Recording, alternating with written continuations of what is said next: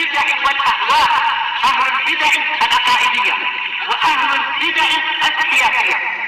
نقول بيننا وبينكم السلف، بيننا وبينكم الكتب، كان فيقول البدع بيننا وبينكم. Bismillahirrahmanirrahim. Kita lanjut ya ikhwan, baca al-hiwar al-wajiz. Antara kita dengan penyelesaian itu tinggal beberapa langkah. Dan sebagian pepatah orang Yaman mengatakan kamilil jamal, kebagusan dan kecantikannya itu sempurnakan. Sudah bagus kok. Sudah membaca dengan perlahan. Jangan sampai sudah hampir selesai ngebut, sehingga nanti waktu dilihat ternyata haknya nggak imbang. Di awal pelajaran Masya Allah sangatlah teliti dan tenang, tapi di akhir pelajaran sudah mulai ngebut. Dan beginilah keadaan yang namanya ilmu syar'i. Ilmu syar'i itu bukanlah yang dicari bagaimana orang itu cepat selesai sehingga mendapatkan gelar. Karena gelar bukanlah segalanya. Meskipun di akhir sebelum Dajjal keluar, jangan sampai orang membedakan. Di zaman Rasulullah nggak ada, nggak ada perannya. Tapi di zaman kita ada perannya, enggak. Itu semua adalah sangkaan saja. Itu sangkaan yang dipimpin oleh orang-orang yang kurang ilmu. Enggak. Kalau orang itu ingin mendapatkan ijazah, dibolehkan selama tidak ada di sana penyelisihan syariat. Tapi kalau dia gantungkan dakwah nggak akan berdiri kecuali dengan ijazah, maka ini perlu diketahui. Dakwanya Allah. Allah lebih cemburu dari kita. Yang Allah akan pilih hamba-hamba Allah yang Allah Azza wa Jalla kehendaki. Bukan khusus untuk orang yang punya ijazah atau bertitel. Tapi kalau kita ngelihat di lapangan banyak orang yang berijazah, tapi banyak mereka juga mengikuti dunia. Karena itulah tujuan orang itu mendapatkan ijazah.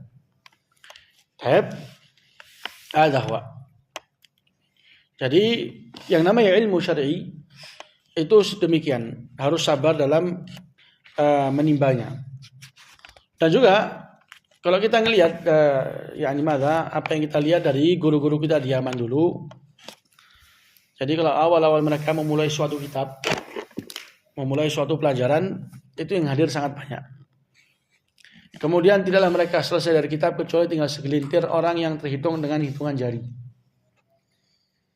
Sebagai contoh, Syekh Abu Bilal hafizahullah ta'ala pernah mengajar kitab Awdahul Masalik. Salah satu kitab membahas tentang ilmu nahwu. Besar kitabnya. Kata Syekh Fat, yang salah satu murid beliau yang ikuti pelajaran di waktu itu, yang hadir pertama kali itu 70 lebih. Kata beliau, kita nggak selesai dari kitab tersebut kecuali jumlah kita waktu itu 7. Jadi demikianlah ilmu syar'i. Ilmu syar'i kalau semata-mata karena Allah, pengikutnya dan peminatnya sedikit. Tapi kalau di belakang tujuan dari atau pembentukan dari ilmu syar'i ini, pembelajaran ini ada dunia, maka antum akan disaingi dengan orang-orang yang paling fajir. Orang yang paling buruk niatnya akan hadir juga di majelis tersebut, karena di sana ada gangguan dan juga godaan dunia. Jadi salah satu hal yang baik itu orang itu mempelajari kitab dengan perlahan. Bukanlah tujuan kita selesai. Selesai bukan milik kita. Finish bukan hak kita. Finish itu hak Allah Azza wa Jalla. Yang terpenting bagaimana waktu ajal menjemput kita masih ada di jalan tersebut. Masih berada di jalan tersebut, masih komitmen jalan. Itu salah satu wasiat yang disampaikan oleh Syekh Al-Albani di beberapa kaset beliau. Rekaman beliau menyebutkan demikian. Bukanlah tujuan kita ini selesai.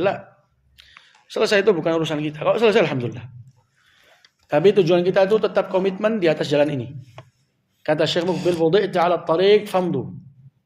Kalian sudah diletak di atas jalan ini. Ini juga pilihan dari Allah. Sudah diletak antum di atas jalan ini. Maka jalanlah. Antum enggak ada lagi kecuali apa? Jalan dan komitmen. Karena arahnya sudah benar. Maka wudi'ta 'ala at-tariq famdu. Jalan. Hadha huwa. Dan akhir pembahasan ikhwah di kitab Al-Hiwar Al-Wajiz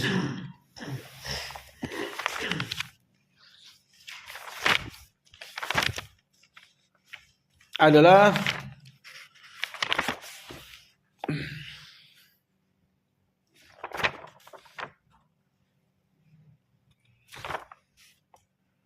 perkataan mereka tentang apa yang dinukilkan dari ucapan Suyuti. Kita akan baca ini. Qala rahimahullah, qala hafizahullah ta'ala al-mujiz. Ini sekarang yang membolehkan Maulid Nabawi akan mendatangkan suatu syubhat. Qala Suyuti fi husnil maqsid.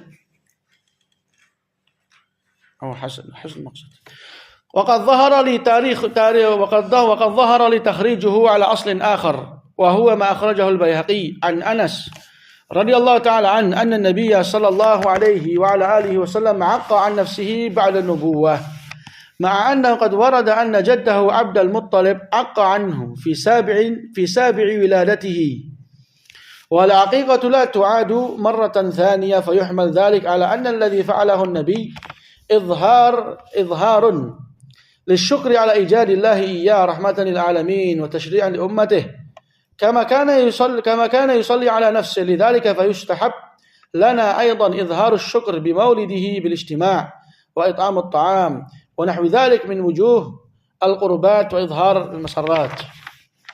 Ini perkataannya Imam Suyuti, salah satu imam yang terkenal dengan banyak banyak bidang. Tidak ada bidang dari bidang-bidang ilmu kecuali beliau telah mampu untuk menjadi salah satu pendekarnya. Imam Suyuti dalam semua ilmu. Dalam ilmu akidah masuk, dalam ilmu fikih masuk, dalam ilmu qawaid fiqh, dalam ilmu usul fiqh, dalam ilmu hadis, dalam ilmu mustalah, dalam ilmu tafsir, semua dimasukkan oleh beliau kecuali salah satu ilmu cara menghitung. Al-hisab beliau sangat lemah.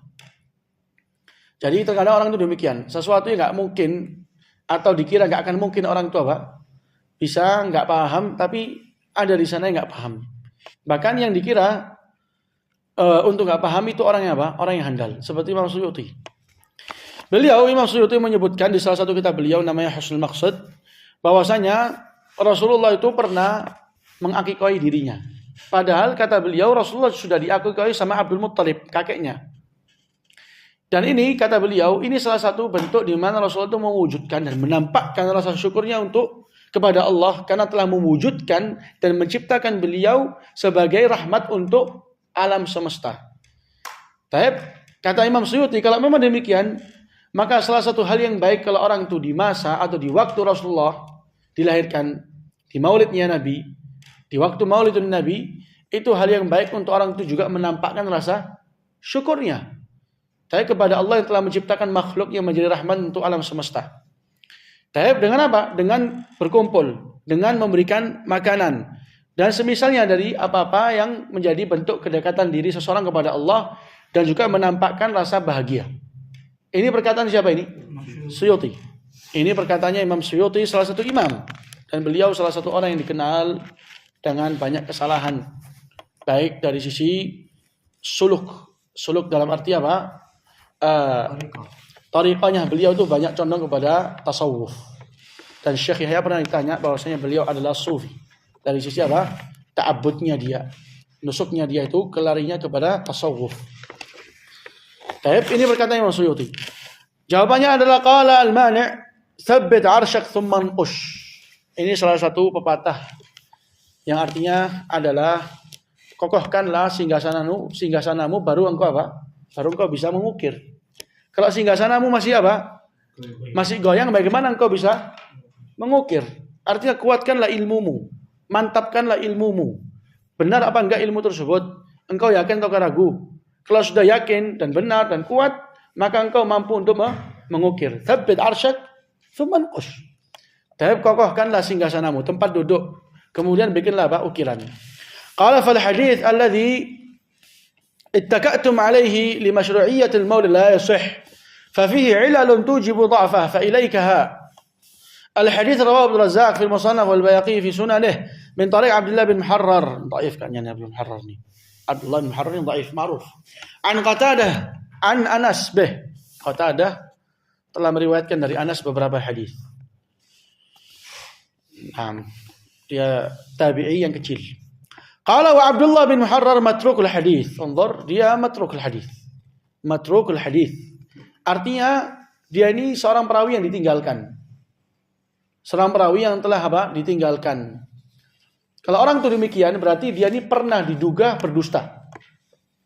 Bukan berdusta, tapi pernah diduga. Pernah diduga berdusta atas Nabi atau telah berdusta dalam ucapannya apa? Sesama. Dia perawi tapi terkadang juga berdusta kepada teman. Enggak berdusta atas Nabi. Orang yang demikian tuh bisa dikatakan matrukul hadis. Dia adalah orang yang ditinggalkan hadisnya. Qala al-Bayhaqi, aqib al-hadis qala Abdul Razzaq, inna ma taraku Abdullah bin Muharrar li hal hadha al-hadis. Wa ruwiya an wajhin akhar an Anas wa laysa bi syai'. Kata Abdul Razzaq di musannafnya beliau, Abdullah bin Muharrar itu kenapa ditinggalkan? Ditinggalkan karena sebab hadis ini. Bahwasanya Rasulullah itu mengakikoi dirinya selepas kenabian. Padahal enggak ada itu. Padahal enggak ada. Jadi dalil yang kalian pakai bahwasanya Rasulullah atau sebelumnya dipakai oleh Suyuti untuk menjadi salah satu referensi dan juga dasar. Bolehnya orang itu menampakkan rasa bahagia di waktu maulid. Itu karena Rasulullah juga menampakkan rasa bahagia di waktu hari maulidnya beliau dengan mengakikoi dirinya. Kita katakan akikahnya Rasulullah untuk dirinya itu kabar yang dhaif. Karena dia dari jalan yang namanya Abdullah bin Muharrar matrukul hadis. Dia ini matruk. Hadis ya ikhwah, kalau sudah dalamnya ada perawi yang matruk, maka enggak akan mungkin menjadi sahih dengan keadaan apapun. Dia sudah dhaif jiddan. Enggak mungkin ada jalan lain kemudian digabungkan menjadi kuat. Enggak. Itu kalau dhaifnya apa? Dhaifnya itu biasa. Dhaif tapi ringan. Sehingga kalau ada jalan lain yang sama-sama dhaif, kalau digabungkan bisa hasan, bisa diterima. Tapi kalau dhaifnya itu parah, khalas parah dia, enggak bisa disembuhkan dengan adanya jalan yang lain.